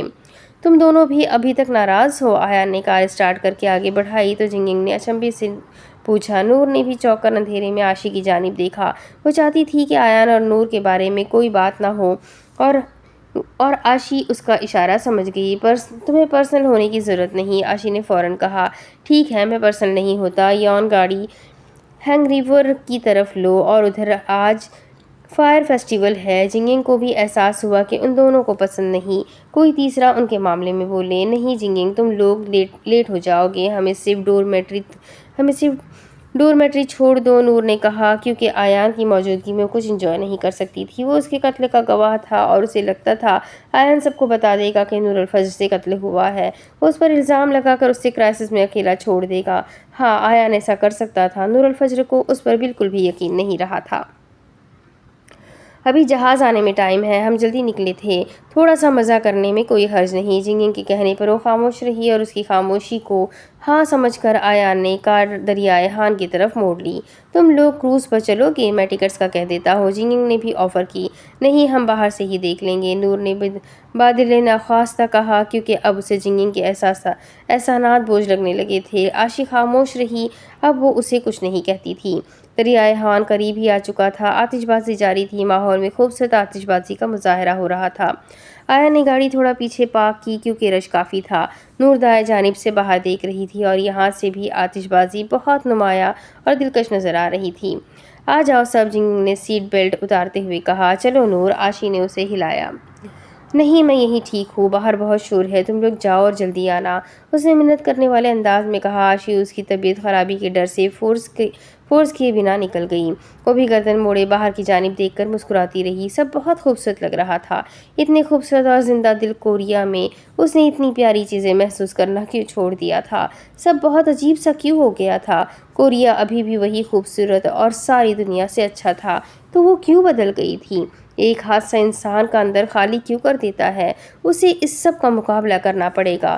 وہ اتنی جلدی ہار ماننے والوں میں سے تو نہ تھی، پھر کیوں وہ ہر خوبصورت احساس سے خالی ہوتی جا رہی تھی؟ شہریار کو کس نے بتایا کہ وہ شخص جاسوس تھا اور اس وقت وہ کس ملک میں چھپا بیٹھا ہے؟ کیا تمہیں معلوم ہے؟ آواز پر وہ ہڑبڑا کر گردن موڑ کر اسے دیکھنے لگی۔ دل تیزی سے دھڑک کر نارمل ہونے لگا تھا۔ تم یہیں تھے؟ خود کو نارمل کرتے اس نے پوچھا۔ وہ سمجھی تھی کہ عاشی اور جنگنگ کے ساتھ باہر چلا گیا ہوگا۔ مجھ سے سچ کہنا نور الفجر، معلومات میرے لیے ضروری ہے۔ وہ خاموش رہی، کتنی دیدہ دلیری سے وہ اب بھی توقع کر رہا تھا کہ نور الفجر اسے معلومات دے گی۔ وہ اس کی آنکھوں میں دیکھتا رہا۔ نور الفجر نے سلگتی نگاہوں سے اسے دیکھا اور پھر واپس باہر دیکھنے لگی۔ باہر کی دنیا میں سب کتنے مست تھے، کسی کو کیا خبر تھی کہ نور الفجر کتنے بڑے مینٹل ٹراما سے گزر رہی ہے۔ وہ سب تو آتش بازی کے حسین نظاروں سے لطف اندوز ہو رہے تھے، اسے بھی اندر کی جنگوں کو چھوڑ کر باہر کی دنیا میں مزہ کرنا چاہیے۔ وہ کیوں مردہ دل ہوتی جا رہی ہے؟ اس نے لاک پر ہاتھ رکھا۔ اس نے دیکھ لیا کہ وہ باہر نکلنے والی ہے، سیدھا ہو کر بیٹھ گیا اور کہنا شروع کیا، میرے ساتھ ایسا مت کرو فجر، میں نے کہا تھا، میں مجبور ہوں، میں صرف تمہارے پاس اسی لیے آیا کہ مجھے لگا تم مجھے سمجھو گی، شاید تم باقی لوگوں سے الگ ہو، لیکن میں غلط تھا، تم نے مدد تو کر دی لیکن مجھے میری نظروں میں ایسا گرا دیا کہ اب خود کو تمہارا قصوروار سمجھ رہا ہوں۔ کیا تم اپنے غم کا بوجھ میرے سامنے ہلکا نہیں کر سکتی؟ میں ساری نفرت، ملامت، حقارت سننے کے لیے تیار ہوں۔ اسٹیپ فارورڈ، اپنا غصہ، اپنی نفرت سب مجھ پر اتار دو۔ اسٹیئرنگ پر ہاتھ جمائے وہ سیدھا سامنے کی طرف نظر آتے جامنی رنگ کی آتش بازی کے نظارے کو اداسی سے دیکھتا کہہ رہا تھا۔ نور کی آنکھیں پانی اس سے بھر گئی۔ وہ جانتی تھی کہ آیان کے سامنے رونا آسان ہے، اس سے دل کی بات کرنا اس سے بھی آسان ہے، لیکن وہ اب ایسا کبھی نہیں کر سکتی تھی، ایک غلطی کو بار بار نہیں دہرا سکتی تھی۔ گلا صاف کر کے خود کو بولنے کے قابل بنانا بھی ایک مرحلے سے کم نہیں تھا۔ میں شہریار کے بارے میں کچھ نہیں جانتی، نہ مجھے معلوم ہے اسے کیسے علم تھا کہ وہ وہاں کوئی جاسوس ہے، اور نہ مجھے معلوم ہے اسے کیسے پتہ چلا کہ اس بیس تک تم مجھے پہنچانے والے ہو، لیکن اسے اندر کی سب معلومات تھی۔ اس نے کسی نفرت، ملامت اور حقارت کا اظہار نہیں کیا۔ وہ مزید کہہ رہی تھی، تمہیں خدا کا واسطہ ہے آئندہ مجھے اس طرح کے کاموں میں شامل کرنے کی غلطی مت کرنا ایان، بہت پچھتاؤ گے۔ میں نے تمہیں معاف کر دیا ہے، آئندہ اس قتل کے بارے میں مجھ سے کچھ مت پوچھنا، کچھ مت کہنا۔ مجھے زندگی میں آگے بڑھنے دو، میں ایک ٹریجڈی کی وجہ سے اسٹک نہیں ہونا چاہتی، مجھے اپنے خواب پورے کرنے ہیں۔ وہ سنجیدگی سے کہہ کر گاڑی سے اتری اور دریائے ہان کی طرف بڑھ گئی۔ وہ وہیں بیٹھا اسے دور جاتا دیکھتا رہا۔ وہ دور جاتی تو دل گویا دھڑکنا بھول جاتا۔ وہ خاموشی سے سامنے ہوتی آتش بازی کو خالی نگاہوں سے دیکھتا رہا۔ اس سے زیادہ کچھ نہیں کر سکتا تھا۔ کیا کبھی سب ٹھیک ہو سکتا ہے؟ انچن ایئرپورٹ پر بورڈنگ وغیرہ سے فارغ ہونے کے بعد فلائٹ 701 سے وہ جو انٹرنیشنل ایئرپورٹ پہنچی تھی۔ زیادہ سے زیادہ 1.5 گھنٹے کی فلائٹ تھی اور سفر اتنا جلدی گزرا کہ پتہ ہی نہیں چلا۔ ایئرپورٹ اس قدر خوبصورت اور دلکش تھا کہ وہ لوگ 1.5-2 گھنٹہ اسے گھومنے میں ہی ضائع کر چکی تھی۔ یہ پودا دیکھو نور، لگتا ہے اسے پینٹ کیا گیا ہے۔ عاشی نے نور الفجر کو متوجہ کیا، جو سفید گھٹنوں تک آتی اسکرٹ پر گہرے بھورے رنگ کا لانگ کوٹ پہنے کیمرے میں سر جھکائے ہوئے تھی۔ وہ کئی جگہوں پر رک کر تصویر بنا رہی تھی، جیسے زندگی کا پہلا اور آخری ٹرپ ہو۔ باقی 3 بھی ساتھ ساتھ تھی۔ نور نے ان پودوں کی جانب سرسری سا دیکھا جو سفید رنگ کی گولائی میں تراشے گئے گلدانوں کے اندر واقعی مصنوعی پودے لگ رہے تھے، لیکن وہ اصلی پودے تھے۔ پھر وہ آگے بڑھ گئی۔ وہ عاشی کو 1000 ہا سمجھا چکی تھی کہ ہر نئی چیز کو دیکھ کر شہد کی مکھی بننے کی بجائے ایسے دیکھو جیسے تم اسے پہلے دیکھ چکی ہو اور اب دوسری مرتبہ دیکھ کر خوش ہو۔ لیکن عاشی ہمیشہ ایسی چیزیں دیکھ کر آؤٹ آف کنٹرول ہونا فرض سمجھتی تھی۔ نور کو عاشی کے ایسے ری ایکشن سے مسئلہ نہیں تھا، بلکہ اس کی اونچی آواز سمیت بہت سے لوگوں کا ان کی طرف متوجہ ہونا اسے برا لگتا تھا۔ لیکن خیر، عاشی کے لیے برداشت کر جاتی تھی۔ وہ صرف 3 دن کے لیے جیجو آئلینڈ آئی تھی، 2 چھٹیاں ویکینڈ کی اور 1 ورکنگ ڈے ملا کر یہ پلان بنا تھا۔ کوریا میں ایسی چھٹیاں کرنا بہت ہی مشکل تھا، کیونکہ یہاں ہر گھنٹے منٹ کا حساب رکھنا پڑتا ہے۔ سیوگویپو ہوٹل پہنچنے کے بعد وہ سب فریش ہونے میں مشغول تھے۔ کمرہ ایک ہی لیا کیونکہ اچھے ہوٹل کے کمرے ان کے بجٹ سے باہر تھے، اور پھر انہیں اس آئلینڈ پر 3 دن رکنا تھا۔ آج جیجو آئلینڈ کے چند میوزیم گھومنے کا پلان تھا، لہٰذا فریش ہونے کے بعد پہلا اسپاٹ ٹیڈی بیئر میوزیم ہونے والا تھا۔ یہ میوزیم کوریا میں سب سے بڑا ٹیڈی بیئر کا میوزیم ہے۔ یہ جیجو آئلینڈ میں واقع ہے۔ اسے 2011 میں پبلک کے لیے کھول دیا گیا تھا۔ یہاں دنیا جہاں میں مشہور ٹیڈی بیئرز کی کلیکشن رکھی گئی تھی۔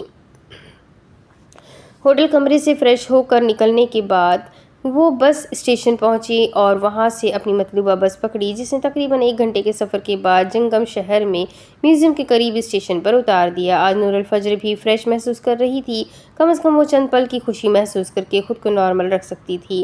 آج کیمرہ وومن ہاجنگ بنی ہوئی تھی۔ ٹکٹس لینے کے بعد وہ سب اندر آ گئی۔ ہاجنگ وہاں پہلے بھی آئی ہوئی تھی، اسی لیے وہ فر انگریزی میں انہیں بریفنگ بھی دے رہی تھی۔ اس میوزیم کے 3 ہال ہیں، جن میں سے ایک میں تاریخ کے عظیم بھالو دیکھنے کو ملیں گے، دوسرے میں آرٹس کا زبردست کام دیکھنے میں آئے گا، اور تیسرا ہال ایگزیبیشن ہال ہوگا، اور وہاں بہترین قسم کے ٹیڈی بیئرز ہوں گے۔ باہر سے دیکھنے میں بڑا چھوٹا سا لگتا ہے، لیکن اس کے اندر 2 بڑی بڑی گیلریاں ہیں، اور پھر یہاں میوزیم گفٹ شاپ بھی ہے اور کیفے، ریسٹورنٹ، بار وغیرہ بھی ہے۔ کیا ہی بہتر ہو اگر ہم یہ سب خود دیکھ کر انجوائے کریں۔ سیلینا کے کہنے پر ہاجنگ شرمندہ سی ہو گئی۔ بالکل، ہاجنگ یہ بورنگ ٹریول گائیڈ مت بنو۔ عاشی نے بھی سیلینا کی تائید کی۔ نور کو ہاجنگ کے لیے برا لگا۔ ان سب کو چھوڑو، تم مجھے بتاتی چلو۔ نور نے ہاجنگ کے بازو میں اپنا بازو ڈالا اور آگے بڑھ گئی۔ باقی سب بھی اب خود سے دیکھنے لگی۔ اس ٹیڈی بیئر کو دیکھ کر تمہیں کیا یاد آ رہا ہے؟ ہاجنگ نے ایک شیشے کے پیچھے رکھے ٹیڈی بیئر کو دیکھتے ہوئے نور سے پوچھا۔ مجھے کچھ بھی یاد نہیں آ رہا، کیونکہ میں اسے پہلی مرتبہ دیکھ رہی ہوں، اس نے لاپرواہی سے کہا۔ یہ ٹیڈی بیئر تمہیں مائیکل اینجلو کی شکل سے ملتا جلتا نہیں لگ رہا؟ ہاجنگ نے پوچھا۔ یہ جناب کون تھے؟ ہاجنگ نے حیرت سے اسے دیکھا۔ تم مائیکل اینجلو کو نہیں جانتی؟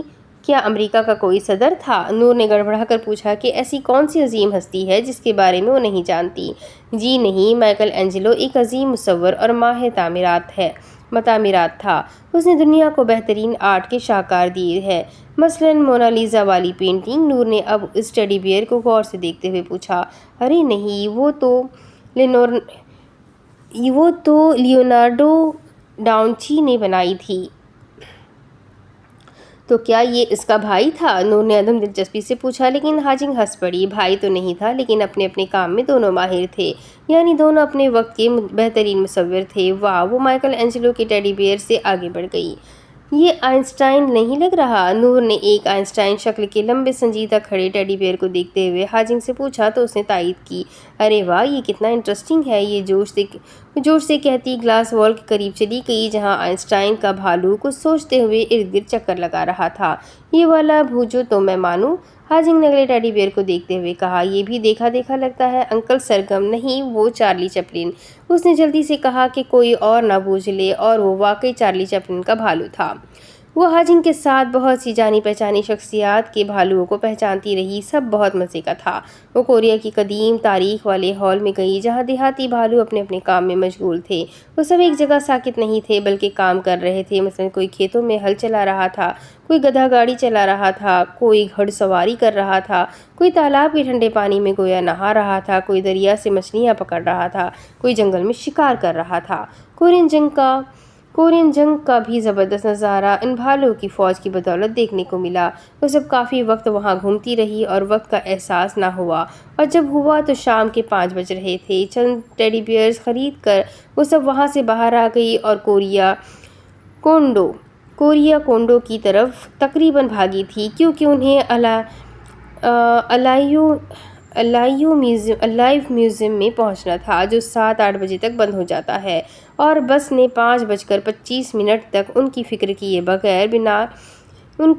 فکر کیے بنا نکل جانا تھا۔ بھاگنا ضروری تھا، اور یہ بھاگنا ایسا ہی تھا کہ یونیورسٹی کی کلاس مس ہونے والی تھی، اور وہ بھی سب سے سخت پروفیسر کی۔ کوریا کونڈو بس تھی جو وقت کی پابند تھی۔ نور، پاکستان میں ہونے والی فیلنگ آ رہی ہے نا، کہیں ٹرین نہ نکل جائے۔ عاشی کے کہنے پر نور بھی ہنس دی۔ وہ سب کوریا کونڈو انٹرنس میں آئی اور 15 منٹ بعد وہ الائیو میوزیم کے باہر تھی۔ ٹکٹ لے کر وہ سب اندر کی جانب بڑھی۔ وقت کم تھا اور میوزیم کے اندر ایک دنیا سموئی ہوئی تھی، کیونکہ وہ ایک 3D ایلیوژن والا میوزیم تھا جہاں تھیم پارک سے لے کر حرکت کرتے مجسمے اور پینٹنگز بھی تھی۔ اب کہ کیمرہ عاشی کے پاس تھا اور ہاجنگ پھر سے نور کے ساتھ تھی، کیونکہ اسے یقین تھا نور پھر سے مزید معلومات لینا چاہے گی، لیکن اسے کسی بھی جگہ پر معلومات دینے کی ضرورت ہی نہیں پڑی تھی۔ ہر جگہ، ہر مجسمے، ہر ایلیوژن کے ساتھ وہ رک رک کر تصویریں بنا رہی تھی۔ نور، ایسے پوز دینا جیسے شاک کے ڈر سے تم مرنے والی ہو۔ عاشی نے کیمرہ سیٹ کرتے ہوئے نور کو ہدایت دی، جو شاک کی پینٹنگ کے پاس کھڑی اسے تصویر بنانے کا کہہ رہی تھی۔ نور، ایسے پوز دو جیسے یہ تمہارا جادوئی دنیا کا ہیرو ہے۔ ہکاری نے بھی ٹکڑا دیا۔ نور بھی مسکراتے ہوئے اس کے ساتھ کھڑی ہو گئی، جیسے وہ خوشی خوشی خود کو شارک کی خوراک بنا رہی ہو۔ ہر 3D پینٹنگ کے پاس رک کر ایک تصویری سیشن کیا جاتا۔ آگے بڑھتے ہر شاہکار کے بارے میں تبصرہ کرتی اور مونا لیزا کے پورٹریٹ کے پاس پہنچی جو حرکت کر رہا تھا۔ عاشی اور نور اس کے ساتھ چھیڑ خانی کرتے ہنس ہنس کر دوہری ہو رہی تھی۔ باقی سب کو اس میں کچھ فنی نہیں لگا، اس لیے آگے بڑھ گئی۔ تم اتنا کیوں ہنس رہی تھی؟ عاشی نے ہنسی روکتے ہوئے پوچھا۔ بہترین پینٹنگ کے نام پر ہمیشہ مونا لیزا کی اسی تصویر کے بارے میں سنا اور دیکھا۔ کسی دوسرے مصور کے شاہکاروں کو دیکھتی ہوں تو وہ اس سے بھی پیارے ہوتے ہیں، لیکن مجھے اپنی کم علمی پر ہنسی آ رہی ہے کہ مجھے آرٹ کی دنیا میں صرف مونا لیزا اور لیونارڈو ڈاونچی کا پتہ ہے، اور یہاں انہوں نے اسے کیا بنا دیا ہے۔ تم کیوں ہنسی؟ وہ پھر ہنس پڑی۔ اور میں اسی لیے ہنسی کہ میں نے اس مونا لیزا کا نام تو بہت سنا تھا لیکن کبھی دیکھا نہیں تھا، اور آج معلوم پڑ رہا ہے کہ یہ باجی مونا لیزا ہوتی ہے۔ عاشی پھر ہنس دی اور وہ دونوں بھی آگے بڑھ گئیں۔ آتش فشاں پہاڑوں کے 3D منظر پر بھی انہوں نے خوب تماشا لگایا کہ وہ برج کی رسیوں سے گر جائیں گی، اور عاشی باقاعدہ بیٹھ کر چلنے لگی۔ لیکن آج نور بھی سب کچھ بھول بھال کر اس سب میں اس کا ساتھ دے رہی تھی۔ 3D پول اور پھر وہاں کی حسین جادوئی دنیا انہیں نہ جانے کہاں لے گئی۔ وہ ریفلیکٹ بیک والے 3D کمرے میں تو جیسے جم کر رہ گئی، کیونکہ وہ بہت پیارا تھا۔ شام 7:30 بجے تک وہ سب اسی میوزیم میں رہی اور نکلتے ہوئے صرف ایک نتیجہ نکالا کہ کسی بھی میوزیم کو اندر سے محسوس کرنے کے لیے انہیں صبح کے وقت آنا چاہیے اور سارا دن وہیں گزارنا چاہیے۔ سیلینا وہیں رکنا چاہتی تھی، مگر میوزیم بند ہو رہا تھا اور مجبوراً انہیں واپس آنا پڑا۔ اب کسی ہوٹل پر کھانا کھایا جائے؟ آشی نے پوچھا۔ نہیں، ابھی چاکلیٹ لینڈ لے کر چلتی ہوں تم سب کو، بڑے مزے کی جگہ ہے، ہاجنگ نے آفر کی۔ میرا خیال ہے اب تک وہ جگہ بند ہو گئی ہے، اسی لیے اب سیدھا ہوٹل چل کر کھانا کھا کر آرام کیا جائے گا تاکہ کل صبح فریش سے جیجو آئی لینڈ کے مین اسپاٹ گھوم سکے۔ نور نے کسی نیوز رپورٹر کی طرح اپنا موقف رکھا۔ رات ہو چکی تھی اور جیجو آئی لینڈ میں سردی بڑھ رہی تھی، ورنہ وہ جگہ باقی کے کوریا سے گرم تھی۔ سب نے اسی پر اتفاق کیا اور واپس ہوٹل پہنچنے کے لیے ٹیکسی کی۔ 10 بجے تک وہ سب ہوٹل پہنچ چکی تھی۔ ابھی وہ لابی میں ہی تھی کہ نور الفجر کے فون کی بیل بجی۔ وہ باقی سب کو جانے کا کہہ کر وہیں کھڑی رہی، نمبر جانچنے کی کوشش کی لیکن کوئی ایسا جاننے والا شخص یاد نہ آیا جس کا نمبر ہو سکتا ہے۔ وہ زرد بتیوں میں نہائی لابی میں پرسوچ انداز میں کھڑی تھی کہ بیل دوبارہ بجی۔ اس نے کچھ سوچتے ہوئے کال اٹھا لی۔ Hello, general Asim is speaking. دوسری جانب سے سنجیدہ اور مرعوب کر دینے والی آواز اسپیکر پر ابھری اور وہ گہرا سانس لے کر رہ گئی۔ جن کالز سے وہ بچنا چاہ رہی تھی ان میں سے ایک جنرل عاصم کی کال بھی تھی، لیکن خدا کا شکر ہے شہریار کی کال نہیں تھی۔ جی انکل، کیسے ہیں آپ؟ پاکستان میں سب کیسا ہے؟ وہ جلدی سے سنبھل کر بولی۔ میں بھی ٹھیک ہوں، پاکستان میں بھی سب پہلے جیسا ہے، لیکن کوریا میں کچھ ٹھیک نہیں ہے۔ کیا مطلب انکل؟ وہ سمجھ کر بھی نہ سمجھنے کی اداکاری کر رہی تھی۔ آیان نے مجھے بتایا تھا جو بوسان میں ہوا۔ پلیز انکل، میں اس بارے میں کوئی بات نہیں کرنا چاہتی۔ اس نے گویا منت کر کے پہلے ہی انہیں کچھ کہنے سے روک دیا۔ فون پر میں بھی ایسی کوئی بات نہیں کروں گا بچے، لیکن آیان کے بارے میں ضرور بات کروں گا۔ میں اب اسے نہیں جانتی، اسی لیے آپ اس کے بارے میں مجھ سے کچھ مت کہیں۔ وہ ریسپشن سے ہٹ کر دوسری لابی کی طرف آ گئی جہاں ایک جانب صوفے لگے ہوئے تھے اور دوسری جانب شیلف پر کتابیں سجا کر ان کے سامنے بیٹھ کر پڑھنے کے لیے باہر اسٹول رکھے گئے تھے۔ وہ قدم قدم چلتی وہاں آ گئی۔ آیان اچھا لڑکا ہے نور، اور مجھے بہت پسند ہے۔ ہاں، وہ اچھا لڑکا ہے، وہ تھکے ہوئے انداز میں کہتی جا کر ایک بار اسٹول پر بیٹھ گئی اور قریب رکھے روم فلاور کو دیکھنے لگی جیسے بہت لمبی مسافت طے کر چکی ہو۔ میں اقبال سے بات کروں گا۔ وہ اپنی جگہ ساکت رہ گئی۔ میرا وہ مطلب نہیں تھا انکل، وہ شرمندہ ہو کر بولی۔ اف انکل، عاصم کیا سمجھ رہے تھے؟ کبھی کبھی سب کچھ کہنے کے لیے نہیں ہوتا، بس محسوس کیا جاتا ہے۔ وہ کہہ رہے تھے آیان اچھا لڑکا ہے، لیکن اس نے مجھے استعمال کر کے اچھا نہیں کیا، وہ میرے لیے اچھا دوست ثابت نہیں ہوا۔ میرا اس کے علاوہ کوئی مطلب نہیں تھا۔ وہ گڑبڑا کر وضاحت دے رہی تھی۔ بیٹا، وہ مجبور تھا۔ اس نے شدت ضبط سے آنکھیں میچی۔ سارے کوریا میں صرف نور الفجر ہی کیوں؟ وہ آیان سے کرنے والا شکوہ جنرل عاصم سے کر رہی تھی۔ اب ان سے کوئی بات مخفی نہیں تھی۔ جب اس نے مجھے آپشن دکھائے تھے تو میں نے اسے تمہارا نام فائنل کیا تھا۔ وہ دل گرفتگی سے اسٹول سے اٹھ کر صوفے پر جا بیٹھی۔ کیا سوچ کر اتنی پلاننگ کے ساتھ اسے استعمال کیا گیا تھا؟ مجھے لگا تھا کہ نور الفجر ہی وہ لڑکی ہے جسے میں عنایہ سمجھ کر اتنا اہم فریضہ سر انجام دلوا سکتا ہوں۔ نور الفجر ہی بیسٹ آپشن تھی کیونکہ وہ ناممکن کو ممکن کر دیتی ہے۔ میں نے اسے کہا تھا کہ وہ سب چھپا کر تم سے یہ کام کروائے۔ وہ سب بتانا چاہتا تھا، وہ تمہیں اعتماد میں بھی لینا چاہتا تھا کہ شاید تم اس کی مدد نہ کر سکو۔ وہ سب ایک ٹیم کی طرح کرنا چاہتا تھا۔ میں نے اسے روکے رکھا، تمہیں اندھیرے میں آیان سکندر نے نہیں، میں نے رکھا تھا۔ وہ سرخ آنکھیں ملتے ہوئے انہیں سننے لگی۔ وہ مجبور تھا کیونکہ ہم نے اس کا کیریئر داؤ پر لگایا تھا۔ وہ مجبور تھا کہ وہ کوریا والے پروجیکٹ پر گیو اپ نہیں کر سکتا تھا۔ وہ مجبور تھا کہ وہ کوریا سے واپس نہیں آنا چاہتا تھا۔ وہ مجبور تھا کیونکہ دوستی کو داؤ پر لگا رہا تھا۔ اس نے مجھے کہا تھا اگر وہ ہار گیا تو آیان کہیں کھو جائے گا، اور بیٹا آیان واقعی کھو گیا ہے۔ وہ نہیں رہا۔ وہ آج بھی سارے آرڈرز مان کر چلتا ہے، آج بھی ایک آواز پر لبیک کہتا ہے، لیکن کچھ ایسا ہے جو وہ کھو چکا ہے۔ بہت پوچھنے پر اس نے مجھے بتا دیا کہ وہ دوست کھو چکا ہے، وہ واحد دوست جس سے کم از کم وہ عنایہ کے بارے میں بات کر لیا کرتا تھا، کبھی کبھار دل کھول کر رکھ دیا کرتا تھا۔ اس حادثے نے اس سے وہ دوست چھین لیا اور یہ اس کی زندگی کا سب سے بڑا خسارہ ہے۔ اس سے بھی کہ وہ رک گئے تو نور نے فون کان سے ہٹا کر دیکھا، لائن کٹی نہیں تھی، وہ خاموش ہوئے تھے۔ اسے معاف کر دو نور الفجر، وہ سنبھل کر بولے۔ نور کی آنکھ سے ایک آنسو گرا، کتنے ہی لمحے وہ کچھ بول نہ سکی۔ معاف کر دیا انکل؟ اس کی آواز آنسو سے تر تھی۔ اس نے فون بند کر دیا، اور مزید بات نہیں کرنا چاہتی تھی۔ جاگرز بے دلی سے اتار کر وہ وہیں پیر اوپر کر کے بیٹھ گئی۔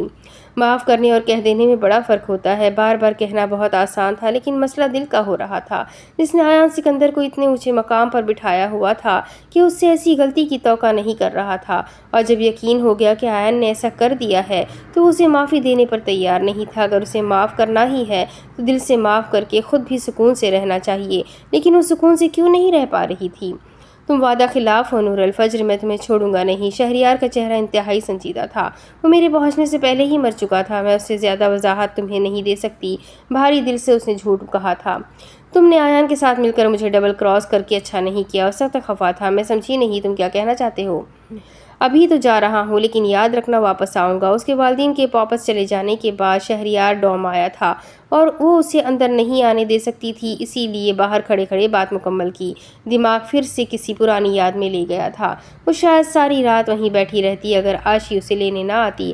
کمرے میں آ کر وہ بغیر کھانا کھائے لیٹ گئی، نیند اب آنکھوں سے دور تھی، پھر بھی وہ لحاف میں منہ دیے باقی سب کی سرگوشیوں میں ہوتی گفتگو سن رہی تھی۔